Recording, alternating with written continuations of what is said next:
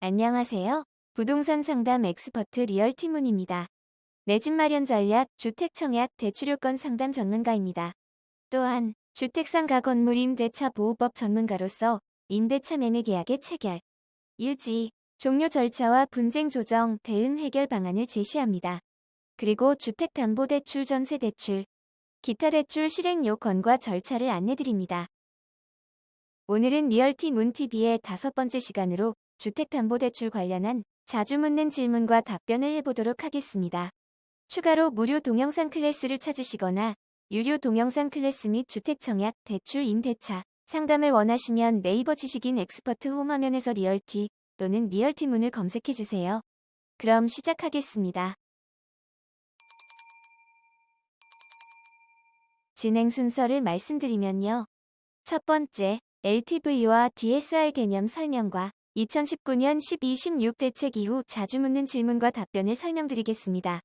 두 번째로 주택담보대출 실수요 요건 설명과 2020년 617 대책과 관련하여 주요 질문에 대한 답변을 하도록 하겠습니다. 세 번째로 전세대출 규제 및 주택 매매 임대 사업자 주담대 금지 관련 질문과 답변으로 마무리하겠습니다. 먼저 LTV란 무엇인지 살펴보겠습니다. LTV란 론투밸류 레이셔의 약자로서 담보 인정 비율이며 주택을 담보로 돈을 빌릴 때 인정되는 자산 가치의 비율을 말합니다. 예를 들면 주택담보 인정 비율이 60%이고 5억 시세의 주택을 담보로 돈을 빌릴 수 있는 최대 금액은 3억이 됩니다. 즉, 5억 곱하기 60% 하면 3억이 되는 것입니다. 다음은 DSR이란 무엇인지 알아볼까요? DTI도 함께 알아보겠습니다. DSR은 데트 서비스 레이셔라고 하며 우리말로는 총부 채원이금 상환 비율 혹은 총체적 상환 능력 비율이 되겠습니다. 이것은 대출자의 총 금융부채 원리금 상환액을 연소득으로 나눈 비율입니다. 반면 DTI는 데트 투 인컴의 약자로 총부채 상환 비율이 됩니다. 그러면 이제 LTV, DSR 관련 Q&A를 본격적으로 시작해보겠습니다. 첫 번째 질문입니다. 주택담보대출이 생활안정자금 목적일 때도 시가 9억 원 초과 주택의 경우 주택담보대출 LTV 20%가 적용되나요? 네, 적용됩니다. 12-16 대책에 따른 시가 9억 원 초과 주택담보대출에 대한 LTV 강화가 되어서 투기 과열지구 LTV가 40%에서 20%로 줄어들었습니다. 해당 주택담보대출이 주택 구입 목적인지 생활안정자금 목적인지를 구분하지 않고 모두 적용됩니다. 다음 두 번째 질문입니다. 시가 15억 원 초과 고가주택의 주담대와 관련하여 시가 15억 원 초과 여부 판단과 대출 취급 가능 여부 판단 시점은 언제인가요? 주택담보대출의 담보가치 산정 및 대출 취급 가능 여부를 판단하는 시점은 차주의 대출 신청일 기준입니다. 다음 질문상 계약 체결 준비 시점의 시가가 14억 원이었으나 대출 신청 시점의 시가가 16억 원인 경우 대출이 불가능한가요? 답변 드릴게요. 담보가치의 판단 시점은 대출 신청일입니다. 따라서 금융회사는 대출 신청일 기준으로 시가 15억 원 초과 여부를 판단하므로 만약 대출 시점의 시가가 15억 원을 초과한다면 대출이 어렵습니다. 네 번째 질문입니다. 투기지역 투기과열지구 내 아파트가 아닌 주택 또는 조정 대상 지역 내 초고가 아파트인 시가 15억 원 초과 주택에 대해서도 주택담보대출이 금지되나요? 답변, 금지되지 않습니다. 시가 15억 원 초과 초고가 아파트에 대한 주택담보대출 취급 제한은 투기지역 및 투기과열지구에서만 적용됩니다. 다섯 번째 질문 살펴볼게요. 시가 15억 원을 초과하는 주택의 경우 시가는 어떻게 평가하고 결정하나요? 답변, KB 시세 또는 감정원 시세 중 높은 가격을 적용하여 시가를 판단합니다. 다만 두 가지 가격 즉 KB 시세 또는 감정원 시세 모두 없는 경우에는 감정평가업자의 감정평가액으로 시가를 판단합니다. 질문 6입니다. DSR의 개념은 무엇이고 어떻게 산정하나요? DSR이란 총부 채원이금 상환 비율이라고 합니다. 차주의 가계대출 상환 부담 및 상환 능력을 판단하기 위하여 산정하는 지표로서 차주의 연간 소득 대비 연간 금융부채 원리금 상환액 비율을 말합니다. 예를 들어 연소득 5천만 원, 연 원리금 상환액 2천만 원이면 DSR은 40%가 됩니다. 질문 7. 차주 단위 DSR 규제는 언제부터 적용하나요? 혹은 이미 적용되고 있나요? 답변 드릴게요. 2019년 12월 23일 이후 투기지역 및 투기과열지구에 소재하는 시가 9억 원 이상의 주택을 담보로 대출을 받는 경우, 그리고 동주택담보대출 잔액이 있는 상태에서 해당 차주가 여타 대출을 받는 경우에 차주 단위 DSR을 산출하게 됩니다. 질문 8. A씨는 2019년 7월 1일 투기과열지구 소재 고가주택 담보대출을 받아 보유 중입니다. A씨가 2019년 12월 26일 신용대출을 추가로 신청하는 경우 차주 단위 DSR 규제가 적용되나요? 답변. 차주 단위 DSR 규제는 적용되지 않습니다. 투기지역 소재 고가주택 담보대출을 받은 시점이 규제 시행일 2019년 12월 23일 이전이므로 적용 대상이 아닙니다. 다음 질문 9. B씨는 2020년 1월 3일 투기과열지구 소재 고가주택 담보대출을 받아 보유 중입니다. B씨가 2020년 5월 1일 신용대출을 추가로 신청하는 경우 차주 단위 DSR 규제가 적용되나요? 답변. 네, 차주 단위 DSR 규제가 적용됩니다. 투기지역 소재 고가주택 담보대출을 받은 시점이 규제 시행일인 2019년 12월 23일 이후이므로 적용 대상입니다. 질문 10입니다. C씨는 2020년 1월 3일 투기과열지구 소재 고가주택 담보대출을 받은 후 2025년 5월 2일 동주택담보대출을 모두 상환하였습니다. C씨가 2025년 9월 2일 신용대출을 신청하는 경우 차주 단위 DSR 규제가 적용되나요? 답변 드리면요. 이 경우 주택담보대출 잔액이 없으므로 차주 단위 DSR 규제가 적용되지 않습니다. 질문 11. D씨는 2020년 2월 2일 투기과열지구 소재 시가 8억 원 2주택을 담보로 대출을 받은 후 2021년 1월 15일 신용대출을 추가로 신청하였습니다. 이때 2주택의 가격이 10억 원으로 상승한 경우 차주 단위 DSR이 적용되나요? 답변. 적용되지 않습니다. 투기과열지구 소재 주택담보대출 취급 당시의 주택가격 기준으로 DSR 적용 여부 결정됩니다. 다음은 질문 12입니다. 투기지역 투기과열지구 내 시가 9억 원 초과 주택담보대출이 생활안정자금일 때도 차주 단위로 DSR을 적용하나요? 답변. 네, 적용됩니다. 차주 단위 DSR 규제는 해당 주택담보대출이 주택고입 목적인 경우와 생활안정자금 목적인 경우 모두 적용됩니다. 질문 13. 비은행권의 경우 차주 단위 DSR 적용 기준이 모두 60%로 동일한가요? 또한 2021년 말까지 60%에서 40%까지 하향 조정하는 계획 일정은 어떻게 되나요? 답변. 비은행권의 차주 단위 DSR 적용 기준은 60%로 동일합니다.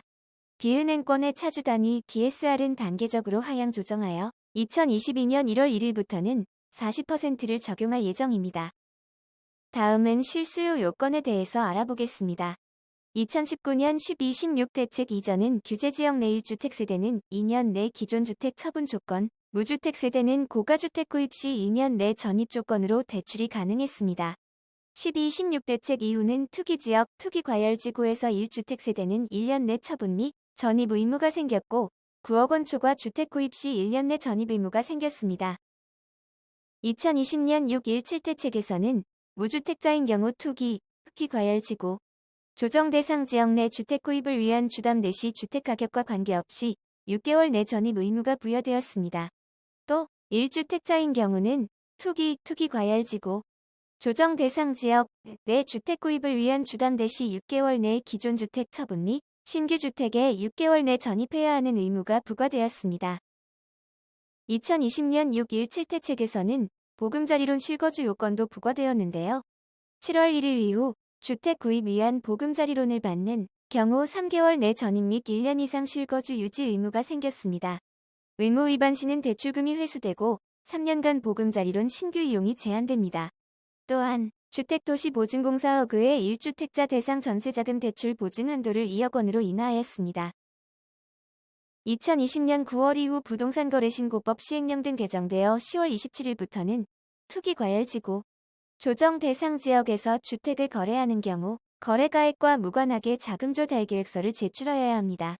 또 투기과열지구 내 주택거래 신고 시 거래가액과 무관하게 자금조 달계획서 작성 항목별 증빙 자료를 첨부하여 제출하도록 하였습니다. Q&A 첫 번째 질문입니다. 규제지역에서 주택담보대출을 받아 주택을 구입한 경우 전입, 처분 요건과 관련하여 6개월 산정 시점은 언제인가요? 답변. 기존에 존재하는 주택을 구입한 경우와 같이 일반적인 경우에는 주택담보대출을 받은 날, 즉 대출 실행일로부터 6개월입니다. 단, 중도금 이주비 대출의 경우 신규 주택 소유권 이전 등기일로부터 6개월입니다. 질문 2. 2020년 7월 1일 이전에 투기지역에 소재한 주택 매입을 위한 가계약을 체결하였는데 이 경우 종전과 같이 1년 이내에 처분 전입하는 것이 허용되나요? 답변. 가계약의 경우 3자인 금융회사가 실제 계약이 성립되었는지를 확인할 수 없으므로 종전의 규정이 적용되지 않습니다. 주택 관련 금융규제의 적용에 있어 가계약을 매매계약으로 인정하지 않습니다. 2020년 6.17 대책 이전에는 시가 9억 원 초과 주택 보유자는 보증을 제한하였는데요. HF주택금융공사나 허그주택도시보증공사 같은 경우 전세대출 받은 후 9억 원 초과 주택을 구입할 경우나 2주택자 이상은 전세대출이 회수되거나 제한을 받았습니다. 허그는 전세보증 한도가 4억 원이었고 SGI 서울보증은 전세대출 후 9억 초과 아파트 구입에 제한이 없었는데요. 2020년 6.17 대책 이후는 갭 투자 방지를 위해서 투기 과열지구 내 3억 초과 아파트를 구입하면 전세대출 보증이 이용 제한되거나 기존 전세대출을 즉시 회수하게 되었습니다. 한편 허그의 1주택자 대상 전세대출 보증 한도를 2억 원으로 축소하였습니다. SGI 서울보증도 전세대출 후 9억 초과 아파트 구입하면 즉시 전세대출이 회수되게 됩니다. 6.17 대책에서 투기지역 투기과열지구 내 시가 3억 원 초과 아파트를 구입하는 경우 전세대출 보증 제한 대상에 추가되었는데요. 투기지역 투기과열지구 내 3억 원 초과 아파트를 신규로 구입하는 경우부터 적용됩니다. 단, 규제 시행 전 전세대출 차주가 규제 시행 후 투기과열지구 내 3억 원 초과 아파트를 신규 구입 시 대출 연장 제한되고 기존 대출 만기까지만 인정됩니다. 6.17 대책에서는 또 전세대출을 받은 후 투기지역 투기과열지구 내 3억 원 초과 아파트를 구입하는 경우 전세대출을 즉시 회수하도록 하였습니다. 다만 구입주택의 기존 임대차 계약 미완료 등 불이의 피해가 발생될 수 있는 경우에만 회수규제 적용을 유예하였습니다. 적용 시기는 보증기관 내규 개정 시행일 이후 전세대출 신규 신청분부터 적용됩니다. 그러면 전세자금 대출 요건 관련 Q&A를 살펴보겠습니다. 질문 1. 전세대출에서 기준이 되는 주택의 경우 오피스텔도 포함되나요? 답변. 주택법상 주택 및 등기상 상가 및 주택으로 등재되는 복합용도주택을 포함하여 산정합니다. 다만 분양권, 조합원, 입주권 및 주택법상 주택이 아닌 오피스텔은 산정에서 제외됩니다. 질문 2입니다. 전세대출 신청인은 주택을 보유하고 있지 않으나 배우자가 고가주택을 보유한 경우에도 무주택 세대로 인정될 수 있나요? 답변 드릴게요. 부부 합산 즉 신청인 및 배우자 기준으로 주택 보유수를 산정하며 특히 세대 분리된 배우자도 확인 대상에 포함됩니다. 질문 3. 상속 증여로 고가 1주택자나 다주택자가 될 경우 대출이 회수될 수 있나요? 답변. 2020년 1월 20일 이후 매입이나 증여를 통해 고가 1주택이나 다주택 보유자가 될 경우에는 대출 회수 대상입니다. 그러나 상속은 차주의 의사나 행위와 상관없이 자연 취득되는 점을 감안하여 해당 전세대출 만기까지 회수를 유예합니다. 질문 4. 전세대출과 관련하여 고가주택을 판단하는 가격 기준은 무엇인가요? 답변. KB 시세 또는 감정원 시세 중 높은 가격을 적용하여 시가 9억 원 초과 시 고가주택으로 판단합니다. 다만 시세가 없는 예외적인 경우에는 공시가격의 150% 또는 취득가액 중 높은 가격을 적용하여 시가를 결정합니다. 이때 시가 9억 원 초과 고가주택의 판단 시점은 전세대출 신규 신청 또는 만기 연장 시에는 대출 신청일 또는 연장일의 시세를 기준으로 판단하고 회수 규제 적용 시에는 주택 취득일, 즉 등기 이전 완료일의 시세를 기준으로 판단합니다. 주택 매매 계약만 체결되었거나 분양권 입주권 상태라면 실제 주택 취득일, 즉 등기 이전일까지는 주택 매입이나 보유로 보지 않습니다. 다음 전세자금 대출 요건 관련 마지막 질문입니다. 질문 5. 전세대출과 관련하여 규제 대상 아파트를 판단하는 시점은 언제인가요? 네, 답변 드릴게요. KB 시세 또는 감정원 시세 중 높은 가격을 적용하여 매입 시점의 시가 3억 원 초과하는 투기 과열 지구의 아파트를 규제 대상 아파트로 판단합니다. 이제 마지막으로 주택매매임대 사업자 주택담보대출 금지 내용 살펴보겠습니다. 2020년 6월 17일 이전에는 규제지역 내에서 주택매매임대 사업자의 주택담보대출 LTV는 20%에서 50% 이내였습니다. 비규제 지역인 경우에는 주택매매임대 사업자는 주택담보대출 LTV 규제가 없었습니다.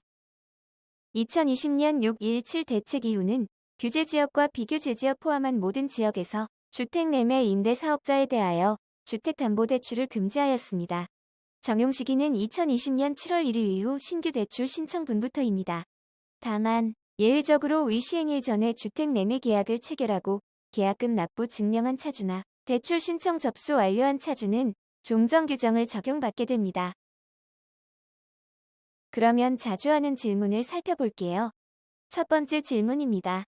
2020년 7월 1일 이후 주택매매업과 임대업자에 대한 주택담보대출이 금지되는 경우 운전자금의 경우에도 대출 금지가 적용되는지요?